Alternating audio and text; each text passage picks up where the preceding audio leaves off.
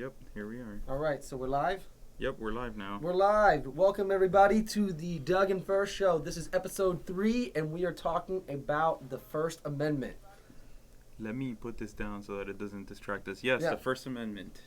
So, do you want to give out? We're going to be taking calls today, so if you Yeah. have any questions. Numbers on the screen.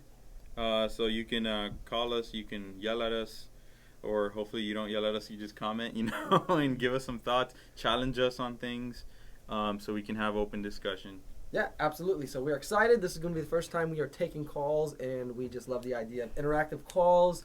We don't have all the answers, but we do believe that when we come together collectively, we can find deeper truths and deeper understanding of how we can live as a society and be a progressive society. Yeah. It's completely unscripted, so I'm a little scared. All right, so we're going to just talk about the First Amendment, which is freedom of speech. And I believe Yes. that it was the First Amendment for a reason. I believe it was put at the top for a reason. I believe that the founders collectively knew and understood how important freedom of speech is. Maybe we can read it. Yeah, we can pull that up. So I believe the founders believed that it was important for a reason, and this is something that I know for a long time I took for granted, freedom of speech. I thought, well, what is the point of freedom of speech? Why does that make for a better society? Why does that make me freer? Why is that something that's so important? Why should I care so much? And we're going to talk about that today. Do you want to read? Yeah, if it's you've got some things pulled up. 1789. Then it was revised 1992, I guess. I don't know why. Yeah. But it says, Congress shall make no law respecting an establishment of religion or prohibiting the free exercise thereof, or abridging the freedom of speech or the press, or the right of the people to peaceably assemble and to petition the government for a redress of grievances. So it's freedom of the press, religion, and speech. Yes. And we usually say freedom of speech, and I think today in particular we're going to be talking about speech as opposed to religion or the press too. Right. So just speech and the press in particular, and being able to speak your mind freely, even if it goes against the government or the party in favor or whatever. Right. And I think that even if we talk about speech, I mean, religion is essentially speech. It's understanding. So, I mean, we're not going to get in specifics of religion, but I do believe that fits hand in hand. It's the freedom of speaking of our religion and our understanding, which it does go deeper into that, as far as censoring certain religions and stuff, which we're not going to get so much into that, where we're going to get into the fundamentals of freedom of speech. So I don't know if you have any thoughts to bring. We want you to have some thoughts. If you have anything, please give us a call. We'd love to talk to you. This is something that's very exciting for us. So fundamental freedoms. I believe that one of the greatest things that produced Western society, which I think we can both agree, is I believe it's a superior society. I believe it's a superior way of life. I know that's a controversial statement, but I do believe it has produced the best. I don't think that Western society is a perfect society or a perfect culture. That's utopia. Utopia does not exist. It will not exist in this world. But Western society and Western democracies have given us freedom, wealth, prosperity, and decreased human suffering more than anyone else. They have not been perfect the entire time, but I believe it's founded on freedom of speech. Yeah, the thing is, people that say, that this country is not great and things like that, there have been bad things, like terrible things, Absolutely. But I think that the fundamentals of the Constitution, if they were followed correctly, Right. they would have produced excellence right from the beginning. Absolutely. If you take a look at the things that have been horrible in this society, I mean, the first one that comes to mind is slavery. Right. That's because we didn't follow the principles Right. of the Declaration and the Constitution, So it wasn't that was wrong. It was that the slavery was wrong and we didn't follow it. Right. The Constitution was correct. Was not incorrect, but we as human beings are flawed individuals that did not carry that out. And I think that we could still do some work in following the Constitution better. Yeah. I think that's a lot of what the podcast is about, is us taking those ideas, the freedom of speech, the freedom of ideas, and the open discussion, and how we can uphold our Constitution better, because we didn't uphold it perfectly. We're doing better now than we were 100 years ago, and my hope is that in our lifetime, by the time we get to the end, we do our job to influence and help it be better, and hopefully there's another generation that comes after us that does the same. Yeah. And like you were saying, I think Western society, like one of the big things that separated it from the way things used to be is freedom in general. So freedom of speech, religion, and all of those essential freedoms that come Right. as part of the principles of Western democracy, and Right. compared to a monarchy where you couldn't say anything bad about the king or Right. or anything like that. I think this is obviously much better, and it's produced smarter individuals and more prosperity for people. And Absolutely. So let's talk a little bit about why is freedom of speech so important. And I have some notes in prep that I was doing for the show earlier. I believe that the foundation of all freedom, all prosperity, starts with the freedom of speech.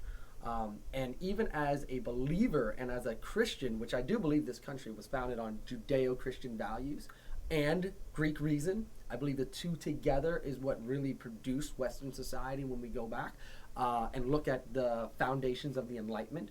And that even started off with the idea of freedom of speech. It was people coming together with the free ideas and the free expression of discussing these ideas. That produces the Enlightenment 250 years ago. And from 250 years ago to today, we have developed, at least Western culture has developed and influenced the rest of the world so much faster than it did the entire rest of world history combined in 250 years. How did that happen? Why did that happen? I believe, without a doubt in my mind, that freedom is what produces prosperity. And we have to ask ourselves, what really produces freedom? yeah, I think in particular the freedom of speech produces prosperity, because the combination of different ideas, whether or not they're opposed, helps to find a balanced medium. Absolutely. Because some people may have good ideas that are too far this way, and other people may have different ideas that are too far the other way. And the compromise is what produces a truly great society. Absolutely. And again, that's the purpose of this podcast. Right. Not every Republican idea is the best, and not every Democrat idea is the best. But when we Absolutely. find that balance, Right, is when absolutely. we get the best. So. And like I said, like we talked about this before, and we hope this is always the foundation or one of the fundamentals of this place is that we don't have it. We may be conservative leaning, libertarian, but that doesn't mean that we have it all figured out. We need, for us to progress, is to come together, and we can't isolate ourselves. When we look at world history, one of the things that set Western culture apart was they didn't isolate themselves. They didn't put themselves in a box and think that the rest of the world had nothing to offer them. But they went out, they influenced it. I'm not saying that we're perfect all the time, but the idea of us coming together, human beings coming together collectively, looking at ideas, trading with each other, that's what produces prosperity with that freedom.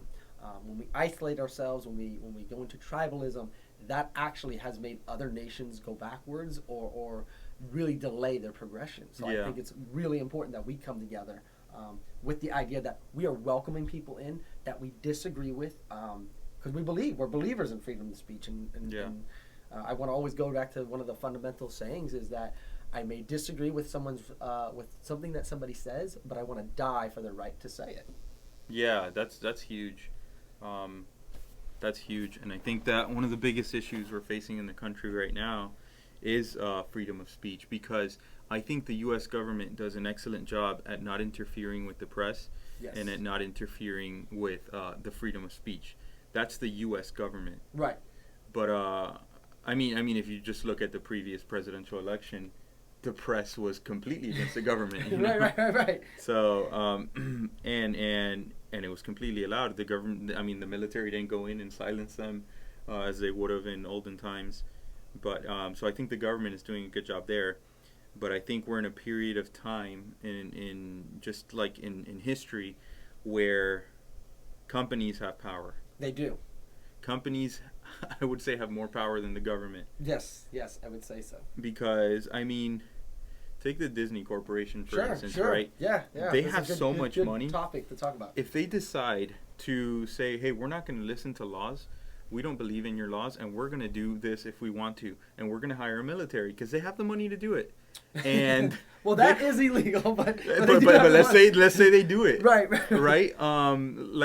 We're in the era where, I mean, companies didn't exist in the 1800s that could do that. Right. But now companies have so much money, these giant conglomerates, that they're able to essentially control a lot just with the money that they have. Right. And they do have the ability to silence people, and I would even say they as a constitutional fundamentalist, they do have the right. I don't think it's morally correct for, talking about, Disney, who is a, major company, to just fire somebody like Gina Carrera. This is something that just happened because she put out some conservative post. I don't think that's morally right. They do, under the Constitution, have that right. They have the right, correct. That is scary to me because there are not major conservative platforms out there that compete with that yet. Exactly. So the issue with that, and this comes to economics as well as it comes to freedom of speech. This has always been an issue in economics, and now we're seeing it in speech, where it's like when companies start to get very large, they buy out other companies, and essentially you have what's a monopoly. Right. And let's say I'm Walmart, for instance, and my competitor is Target. If I hike up my price too high, then Target will just lower it. People go shop at Target. Right. And vice versa. And that's the beauty of the free market and competition. Exactly. But if I'm winning and I go to the CEO of Target and I'm like, hey, I want to buy Target for $100 billion. And he's like, okay, fine. Right. And now I bought Target, and now I can hike up my prices, and people have to shop at Target. Right. Sorry, at Walmart. At so Walmart. Now that seems like to be the case with when it comes to conservative speech platforms versus liberal speech platforms. Right. The liberal speech platforms are much larger, and they basically have a speech monopoly. Absolutely. As far as when it comes to social media, a lot of movie and entertainment companies are very, I would say for the most part, they're left-leaning, so they're going to lean towards stuff like that. If they get pressure, they're going to be more associated with that. Most of them are, you can see the correlation because most of them are based in blue states. They're either in California or New York. Right. And even if they're not based in a completely blue state or a state that's more neutral, they're based in the city, which is usually mostly blue, Right. So most people in those positions have liberal leanings or liberal tendencies. Even if it's somewhere in the middle, it's usually a little bit more toward that side, or a lot more toward that side. But that leaves the other side with less power when it comes to the freedom of allowing people to speak and things like that. Absolutely. And I think a little bit of a sidebar, which I think is important, we should talk about. I think that conservatives have, I think at some point we gave up the cultural war. We said that we're going to keep our culture to ourselves, and we're just going to focus on the politics.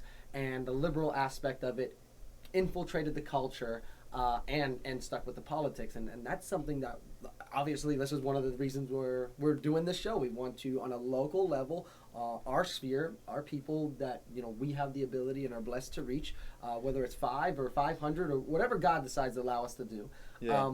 We want to influence our culture, and that's something that we can't neglect. We can't just say we're going to vote the right people in and it's going to take care of it. Exactly. No, we have to infiltrate our culture just as much as, I will have to say, the liberals have done a really great job at infiltrating the culture. We need to do the same. Yeah, I think this is where it gets a little tricky. Yeah. I think that the government should stay out of things. Sure. But the government has its purpose. And when it comes to monopolies, the government steps in. Right. The government says, like, hey, no monopolies. Right. And I there's think reasons behind that. Exactly. And I think that the same thing is happening with speech now. There's monopolized speech. There is. And I think that Congress needs to make laws. I don't know. I'm not a congressman.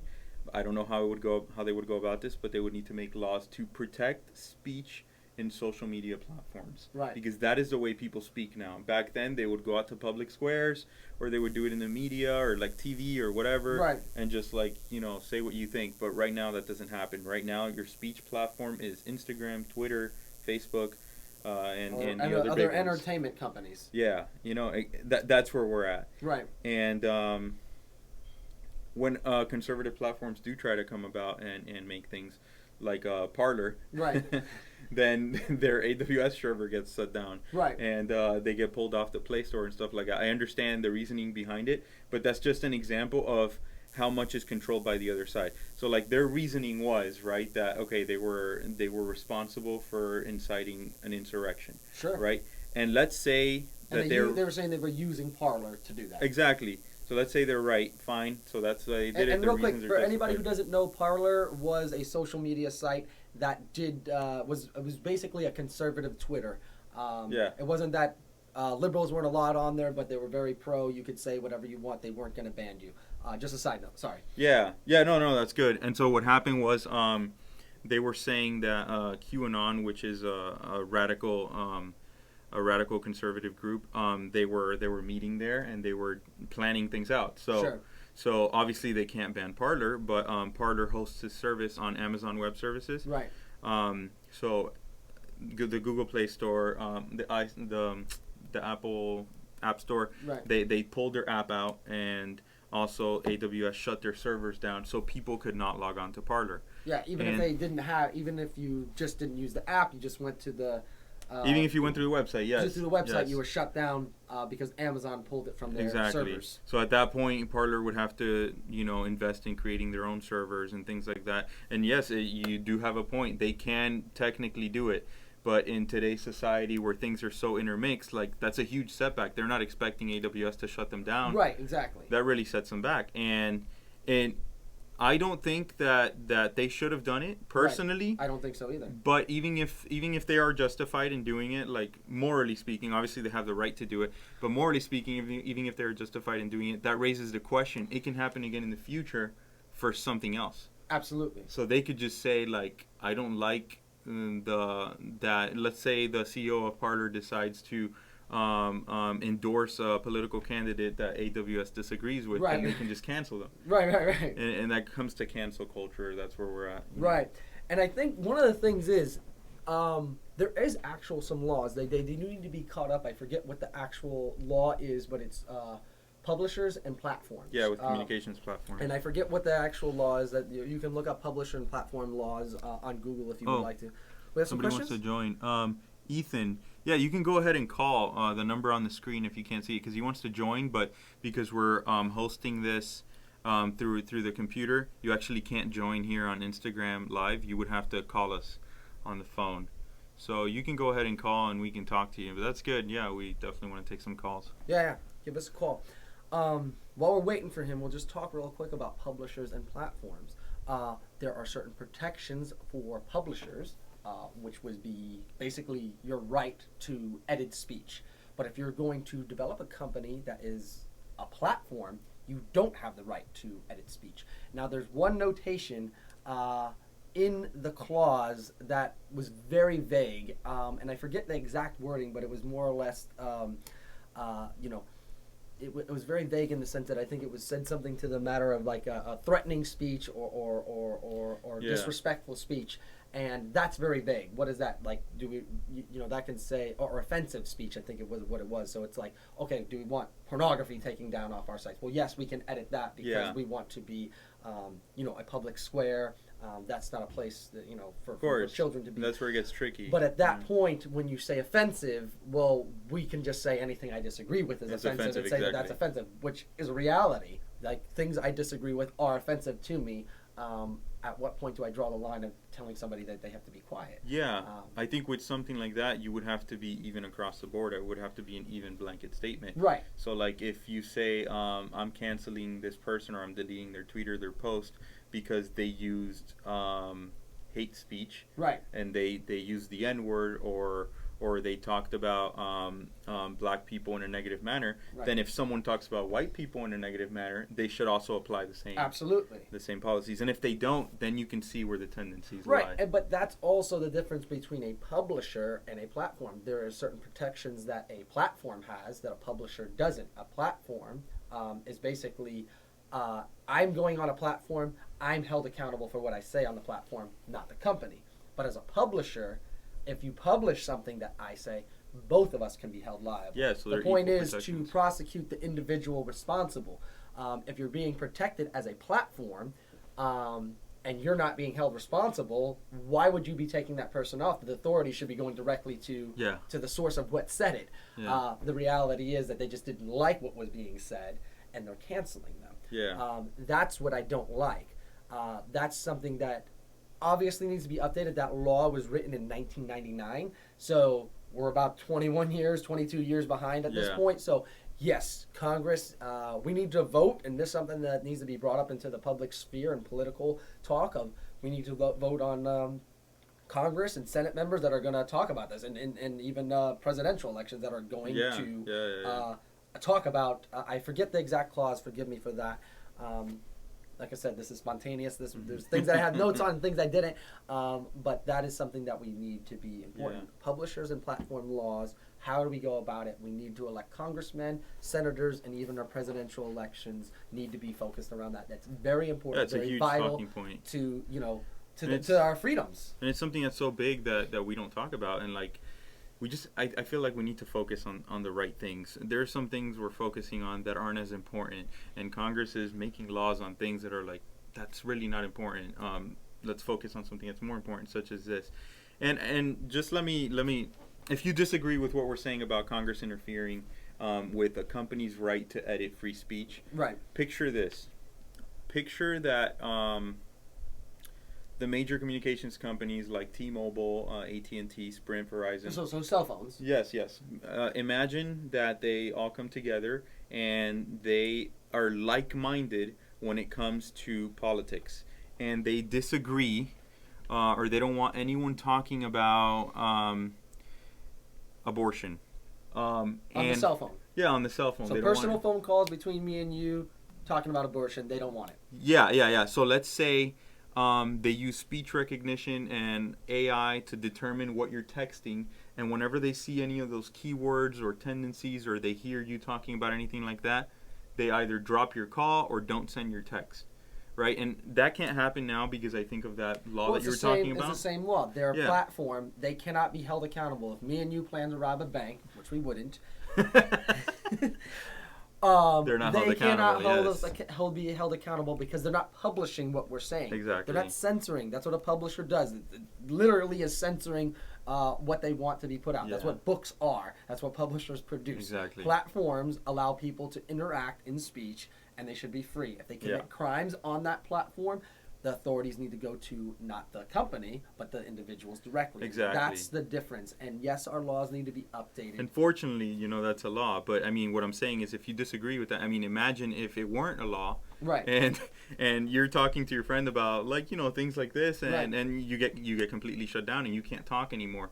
Well, the government's not interfering with your free speech, but that is the way you communicate. Absolutely. And I think when it comes to social media is a platform. Absolutely. It's not a publisher. Absolutely. Because And if it is, if they want to be a publisher, take away their protection. Exactly.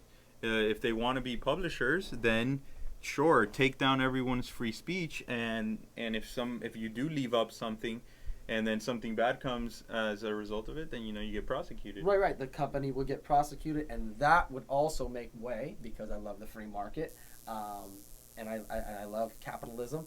That would make way for an actual platform to take that space, and more or less companies like that would probably dissolve, or they would serve left-wing purposes, and that's fine if they want to do that. Yeah.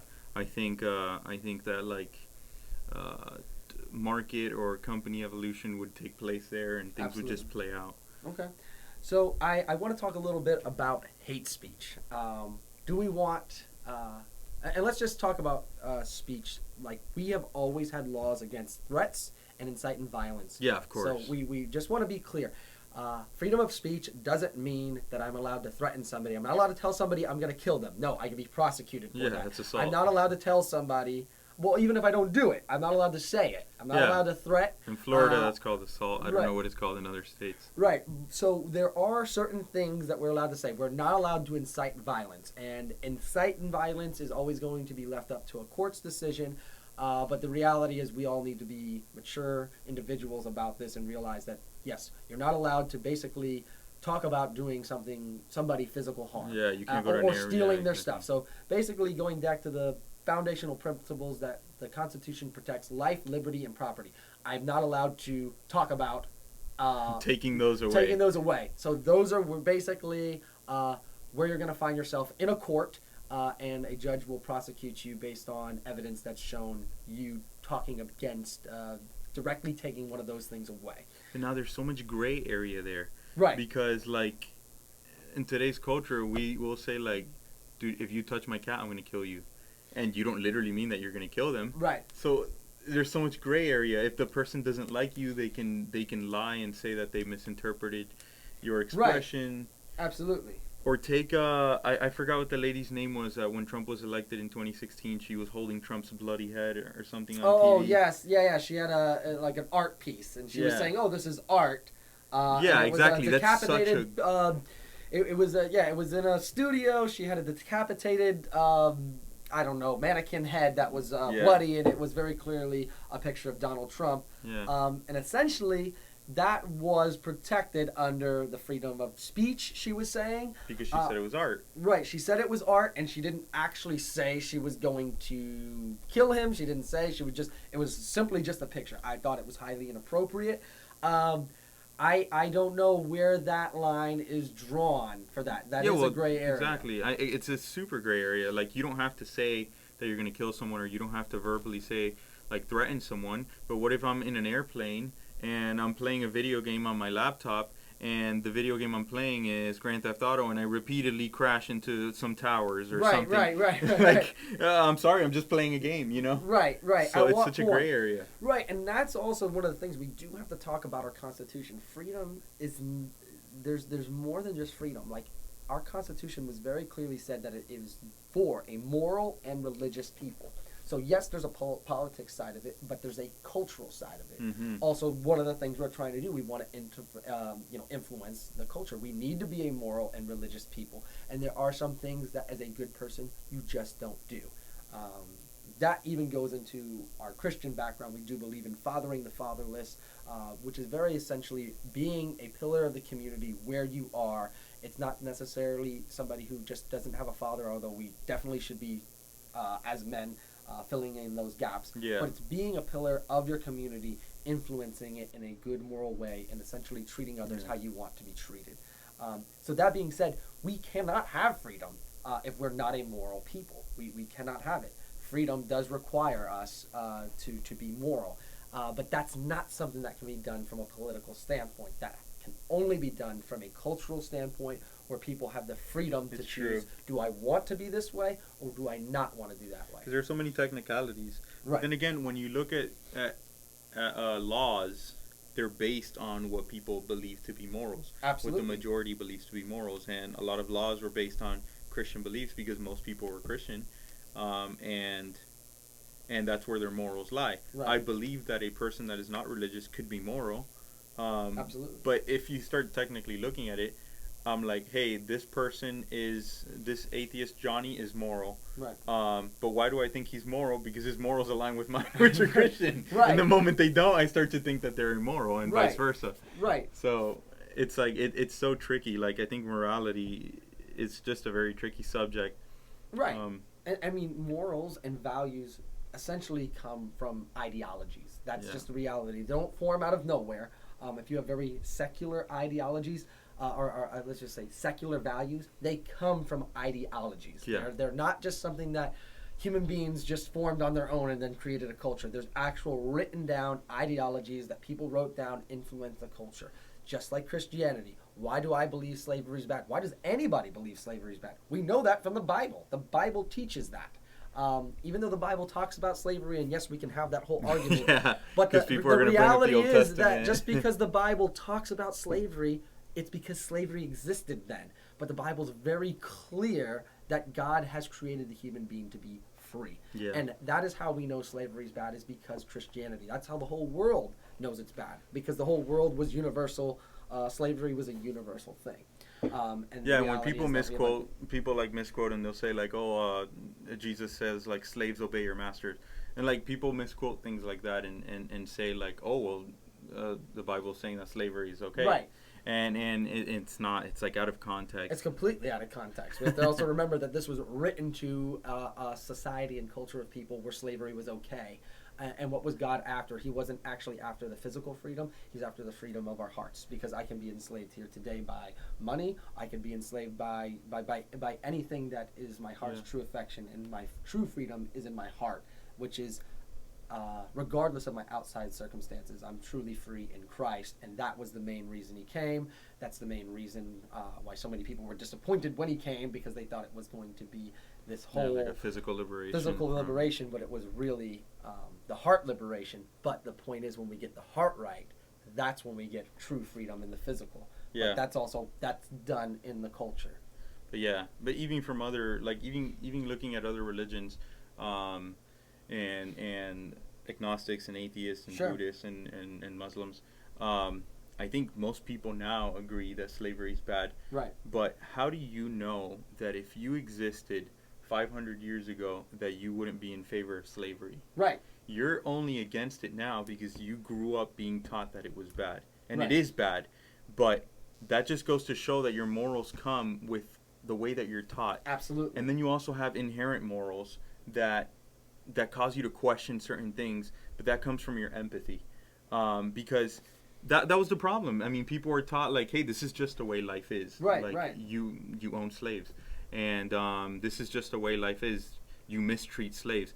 And then there are their select group of people that think for themselves Right. and say, I wouldn't want to be in that position. Right. So what I'm doing is wrong, and what all these people are doing is wrong. Right. And that's where, like, the progress comes, and they begin to teach their children that that's wrong. Right. And that's how the culture gets influenced. And that comes from free speech. Right. Because if you can't say that, Right. then how do you ever change the culture? Absolutely, absolutely, and that's why I want to talk about the power and the fundamentals of free speech produces everything, and I truly am a true proponent of free speech. I'm such a proponent of even speech that I disagree with. Yeah. As a Christian, I believe a Satanist has the right to say what they want to say. I don't want to silence him. As a free market capitalist, I believe a Marxist communist has the right to say what they want to say. Yeah. Because the problem is, even though I wholeheartedly disagree with that on a cellular level, all those things, I do. I'm going to be unapologetic about it. I do believe that if I have the power to shut them down, then that power exists to silence speech. Yeah. Then my values then have the opportunity for that to be, that gun of power to be turned on me.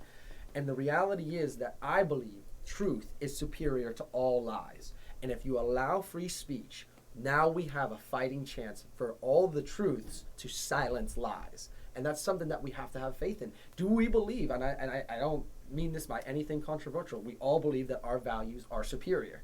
That's true. How do we prove that? Yeah. With free speech. Every person thinks they're right. Absolutely. They're willing to say that I may be wrong, but they think that at the moment what they think is right. Absolutely. And they argue their points. Right. No, I think that's very clearly what we're doing. Like Exactly. That's exactly I'm willing what to we're doing. believe that I am wrong, and I'm sure I look back 5 years at my life and my thinking, I realize I could correct it, and Yeah. I hope to God that in 15 years I look back at today absolutely. and say, I had some things wrong. Right, you know? but right now I really believe I'm right. But I want to be open to the idea that I'm learning. That's how growth comes. And, That's how growth and comes. that's the reality.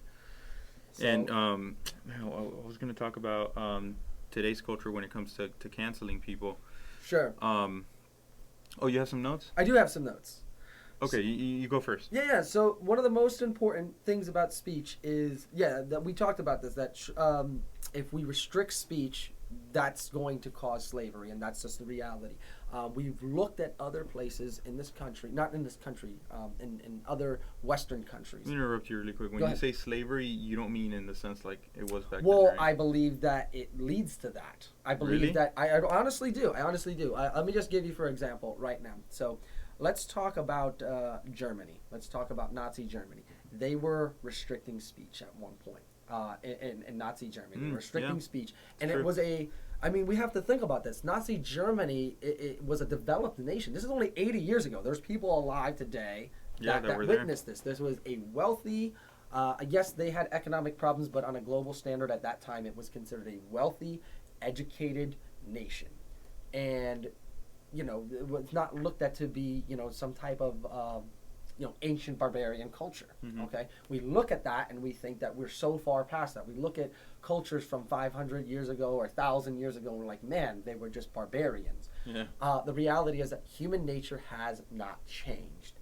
And one of the things the Nazis did is they took away the freedom of speech, and they started. Well, I guess they didn't say it. They started to censor speech. From their point of view, from they their would point say of view, censor. Right, exactly. And they took away the guns, which was our Second Amendment, which basically is the pushback to keep the freedom of speech. Yeah. And what did they do? Second.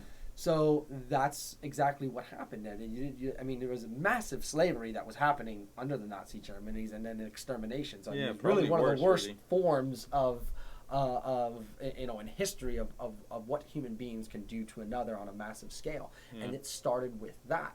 The reality is we can go back there. We like to think That's that true. we're in this place, that we have come and we're going to be on this constant place of progress. We can go back, and that's a reality. We've seen that happen in Russia when they went to socialism, which socialism is the precursor to communism, so they actually never were communism. They were socialists. So anybody who thinks socialism is a good idea, why don't we look at Russia? They were trying to achieve communism. They never did, because that means they would have achieved utopia, and socialism can't do that. And they did the same thing. They started to censor speech. They censored religion. They censored, the ability to buy weapons and stuff.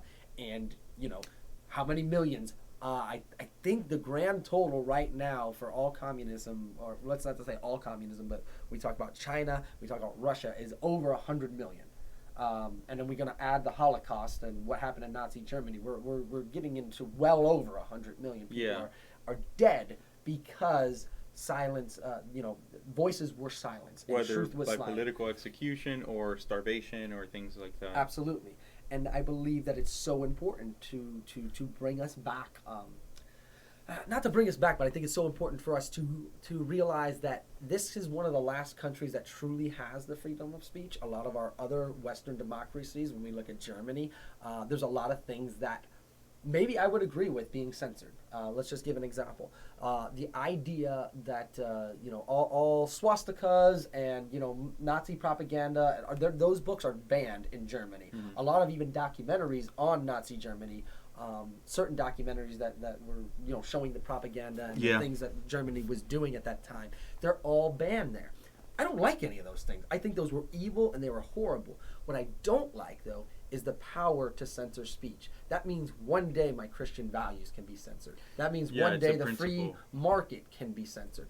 Do we believe enough in our principles and our values that they're superior enough to silence those things? And we have to have a good faith in that. I think if we are to do things like ban, let's say if we wanted to ban the Confederate flag here in the United States, let's say they stood for slavery and we want to ban that because that was a horrible moment in the history of our nation, right? And we wanted to ban that. Right.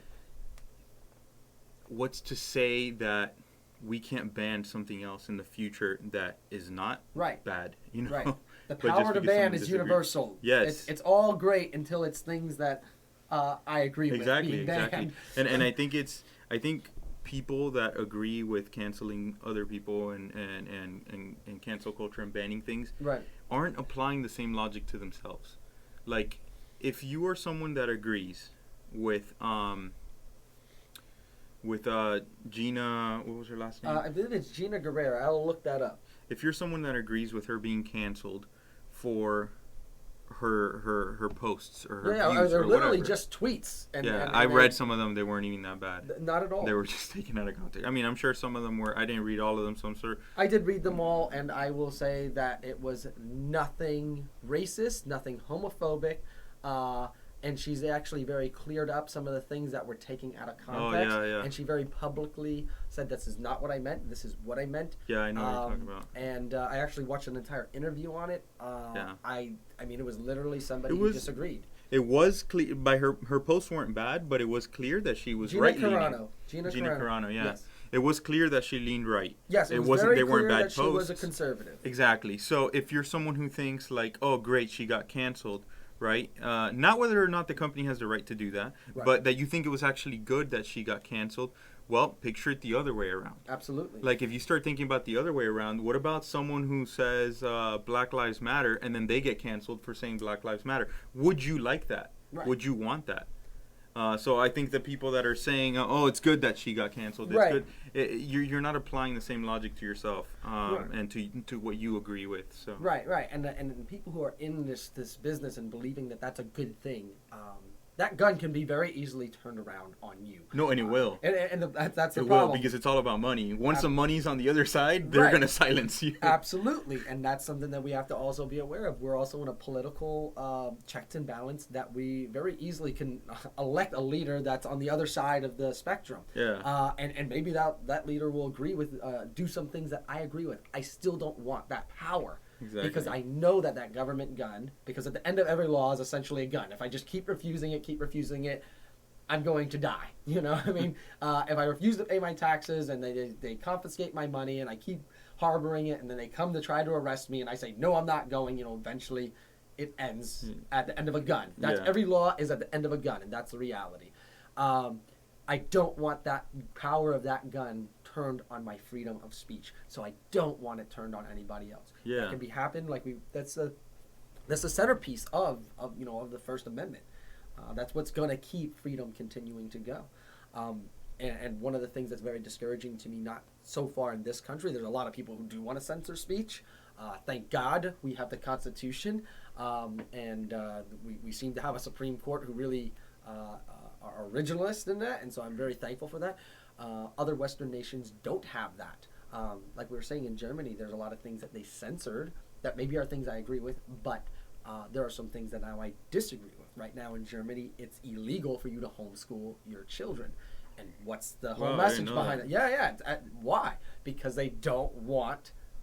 It's a way of censoring the speech of the parents, and they want to be the children to be more influenced by the state. Yeah, that's horrible. And the reality is, like, that's, if you really want to get a reality of how scary that really is, that's out of the Marxist Communist Manifesto of Karl Marx and Engels wrote that it's better, that all children need to be children of the state, and basically, dissolve the rights of parents. Is that really happening in Germany right now? Is that something that is this moment? No, but these are the ideas of slow progression that turn to things, and we have to be careful. Okay, these ideas, when we look at censoring speech and we look at things in the Communist Manifesto, those ideas never produced prosperity in the past. The ideas that are founded in the Constitution did. It didn't produce utopia, but it produced prosperity. And if we continue to go in it, we'll continue to move in a positive direction. The thing is that, like, if there was a perfect leader, sure, then communism and socialism, communism would be better than... Yeah. But there's no perfect leader, you right. know? It's like, you try to play a real-time strategy game, right. And then instead of 200 or 500 population, try to play that with 3 million. You can't. You as a government cannot control every single aspect of people's lives because you are not perfect. You're corrupt when it comes to money and power. And you can't multitask that much. Right, exactly. You need people to have independence to do their own thing. Absolutely. And I think as a company, like, if, I don't know, like, let's say again I'm the CEO of Walmart, and I want to establish a company here in the United States, and the United States is socialist now or communist, and they say, oh no, you have to do things our way. Then I, as Walmart, am going to be like, I'm not going to make any money here. I'll just go do it somewhere else. And Absolutely. Now the government doesn't have a Walmart, and they have to make their own, and things start to go downhill. And it continues to go downhill. And that's the beauty of the free market. We look at any nation who's adopted free market principles did not become poorer. It was a poorer nation that became more wealthy. That's the reality. And the free market come from the ideas of freedom of speech. We couldn't have a free market that we have today without the freedom of speech. That's important. Freedom is something that is so precious, yet it is so fragile, and it needs to be protected. And I can't think of something better than to utilize the freedom of speech to do that. Yeah. To constantly have those conversations and to seek truth, to seek understanding, to look at history. The harsh reality is if we don't learn from history, we're damned to repeat it. And that's harsh, but that is true. And I think that that's something that needs to be said. And I have the freedom of speech to say it. Yeah, a lot of you guys know I come from Venezuela, and their decline. They were actually a super wealthy nation. I don't know if I talked about this last week. I don't know if we talked about the wealth of it, but we talked about the freedom of it. Well, my grandparents left their home country of Portugal to go to Venezuela because Portugal wasn't doing well, and in Venezuela there were so many opportunities, and it was a rich country. And even Portugal is not on a global standard a poor country. So, to give you an idea, it was maybe what we would call the low end of the high end. And they went to Venezuela to give you an idea of how wealthy Venezuela was. This was in the 60s. Right. So so that's where my grandparents went, and then Venezuela was a really capitalist nation at the time. And then along comes this leader named Hugo Chavez, who started to sway the people, the majority of people, by telling him he was going to give them money. He was going to take money from the rich and give it to the poor, and redistribute wealth, put taxes on the rich, make them higher. They don't deserve that money. You deserve that money. Right. And he was going to give it to them. And anyway, luckily I left right before that happened. But he got elected, and in about 20 years, it took about 20 years for the country to get to where it is. Right. So it doesn't happen overnight. It doesn't. So you're not going to see it. If you elect a president or a leader or laws that are take money from the rich and give it to the poor, essentially socialist principles. If you elect that, that's what you think is good. You might see good benefits at first. Right. You might see. Well, if you're on the lower, if exactly. you're the distribution, if you're a part of the distribution that's being given and not taken, exactly. Which is most people. Most people are most people are under the line. Right. You know. Under the line that politicians are aiming for, obviously, or else they're not going to get the votes. Right, exactly. The politicians draw the line on who they're going to give to, so that they can get the votes from the majority. Absolutely. So yeah, you're gonna prosper at first, but then you're not going to prosper in 20 years when the entire country's poor. Communism is equal. Everyone is equal. Everyone is equally poor. Absolutely, and that's the whole point, that communism values, Marxist values. I want to give Karl Marx the benefit of the doubt. I don't know him. No way I could have known him. He died in the 1800s, I believe it was. Maybe he really had good intentions. I'm doubtful of it, but maybe he had. It had never been tried. Let's give him the benefit of the doubt that he had good intentions. The point is that communism and socialism has actually been tried multiple times. So the people that are putting these values out there, they know it's not going to work. They know it can't work. What are they after? Power. Power and control and your freedom. Yeah. Like I said, freedom is precious. And we need to realize that these things are absolute power grabs, and we need to be leaning more toward freedom grabs. The biggest problem with that is human nature is not to be free. Yeah. We are just, I think we fantasize about the idea of being taken care of. We would rather be taken care of than be free. That's what we desire. Very few people are inclined to be free. Most of us are inclined to be taken care of.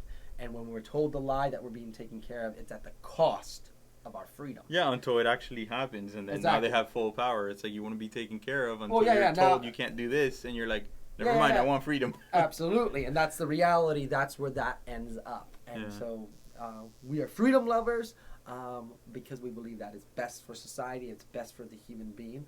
And I think that even goes into the Christian Judeo values. God did not create the human being to do anything but be free. When we go back all the way to the garden, it was a choice to choose to eat from the tree of knowledge of good and evil. There was a choice given. The tree didn't have to be created, but the opportunity of choice was always there. So I say all that to say, not to get overly religious, although I am a religious person. This is not a religious show, but to say how important freedom is and where do we get the value of freedom. So I think that's really important. I really intended to talk more about cancel culture on this episode. Yeah. And I feel like we didn't really get a chance. I wanted to maybe someone to call and talk about specifically someone who was canceled. Yeah. In pop culture that you either agree or disagree with. You think like, yes, it's good this person got canceled. Do you have anyone in particular aside from Gina? Well, Gina Carrero is for sure the number one on the list. I mean, I have read some articles about the New York Times of people getting canceled. I mean, I think one of the really big ones is the comedian. What's his name? Super funny, short guy, does a lot of movies. Kevin Hart? Kevin Hart for the Oscars. He was canceled. I don't know if you know the story, but I don't. What was it? The Oscars 2 years ago. He was going to host the Oscars, and that was a very important thing for him. That was something that he always wanted to do. And for whatever reason, somebody started to go in his tweet history. So tweet history is basically going back through all the tweets that he did. I think forever. They must have went because they went back 10 years and they pulled up three or four tweets that I would say that they're not jokes. I would say but they were homophobic jokes. That was more acceptable at the time. It was more acceptable 10, 15 years ago, and he got away with it then. But at that point, he got canceled from the Oscars, and that was disappointing to me. That was something that I feel as though Kevin Hart, although I probably don't agree with him everything on politics, I think he's been a pretty stand-up guy. Yeah. I think that he's been a pretty decent guy. He made a couple of bad tweets 10 years ago. We also live in the United States. It's a freedom of speech.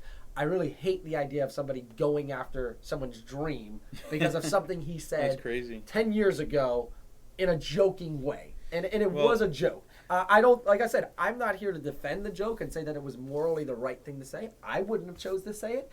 But I also believe that I'm in a free country and I'm not going to lie. When I was that age, I used to make jokes like that all the time. It's just that I think society changes. Did he say, I think he was talking about retardation? No, he was a homosexual. Oh, they were homosexual. Homosexual. Well, but homophobic jokes is what they were titled as. Yeah. I'll just talk about that one. Calling someone back then a retard was the same as calling them stupid. And as culture progressed, right, one became bad and the other didn't. Right. So calling someone a retard became bad. That's not acceptable. You can no longer say this. And now you go back in time and take something someone said back then that was socially acceptable and apply it to today. That's where the issue comes. Right, and we have to not hold people to today's standards. We have to hold them to the standards that were being held at that moment. Yeah. Even if those standards were not good, I'm not talking about lowering standards.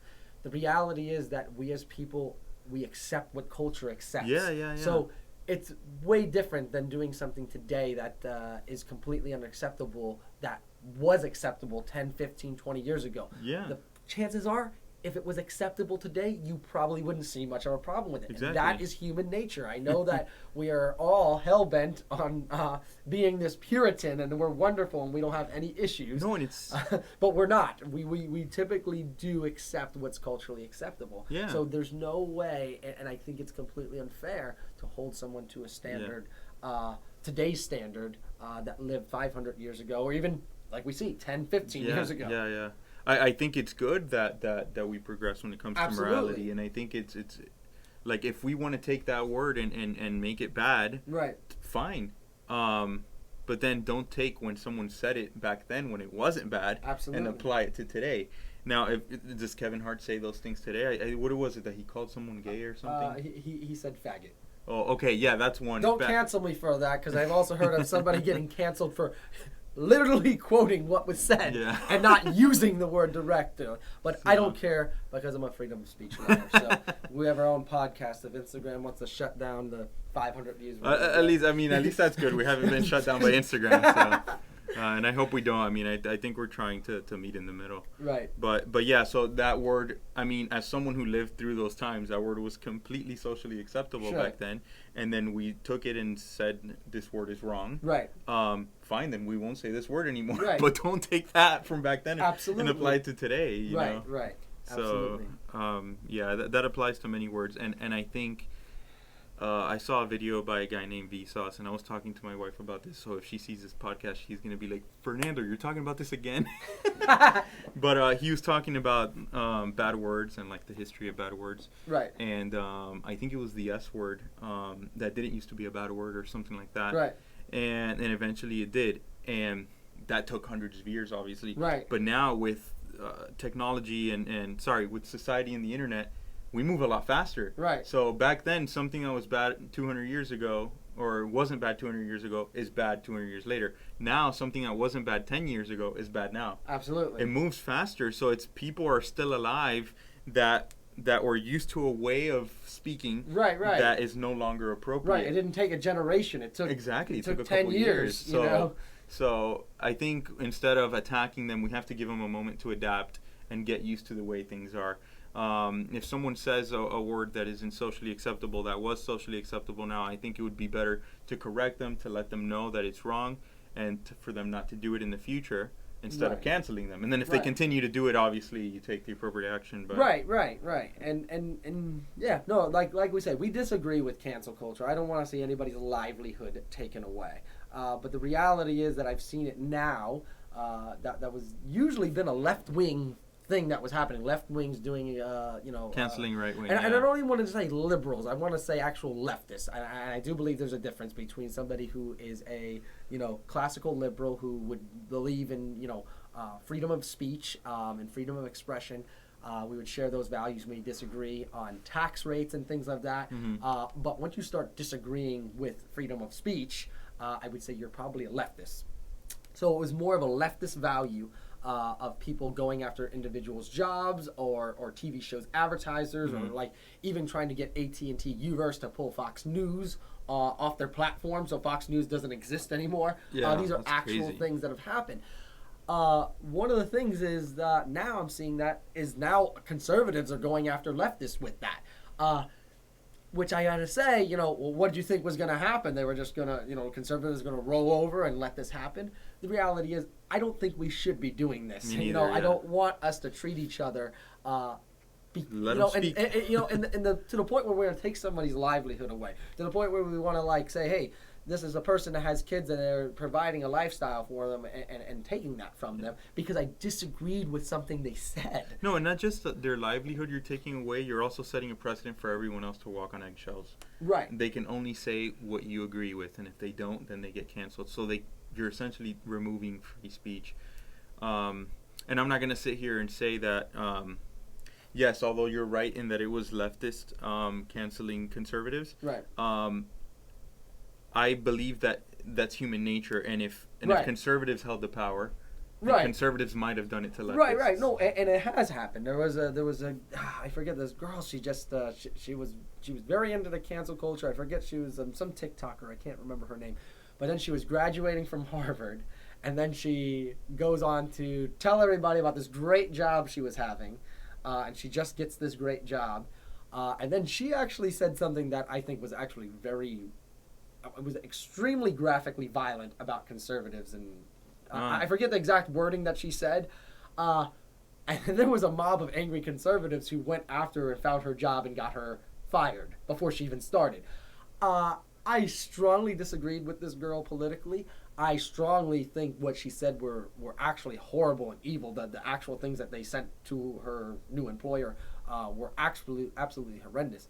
I just don't believe in being a little tattletale about what somebody said. Did she do that? Okay, that's different, and I'll report her to the authorities because she committed a crime. Speech cannot be a crime.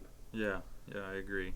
Yeah, and I think as far as like words changing and things like that go, it's like if you're younger today, imagine if a word like dumb was to Right. become bad in 10 or 15 years, and then you say it and you get canceled. You're like, what? Since when is that word bad? It was fine. Or I tweeted that, I tweeted today, that, and then I and get then fired for it 10 Exactly. years from now. And That's ridiculous. It sounds ridiculous now, but it could happen. Oh, Dumb absolutely. could become a bad word. Absolutely, it could. So, any other word, just stupid or whatever, things like that. And even if it's not bad words, expressions, like there's one I hear now when guys are talking about a girl that's attractive, they'll say, like, she's bad or something. Yeah. What if that becomes bad, Right. Saying she's bad becomes bad, and what, 20, 30 years ago, It somebody was- wouldn't even know what I was saying. Exactly. They would say So- they would be thinking I would say she was unattractive. Exactly. So We so I can't just think, censor speech. We can't uphold speech. It's when somebody does something physically against another, and that's the point where rights really begin and end. And it's ultimately when I use my freedom to directly affect your life, liberty, and property, not your feelings.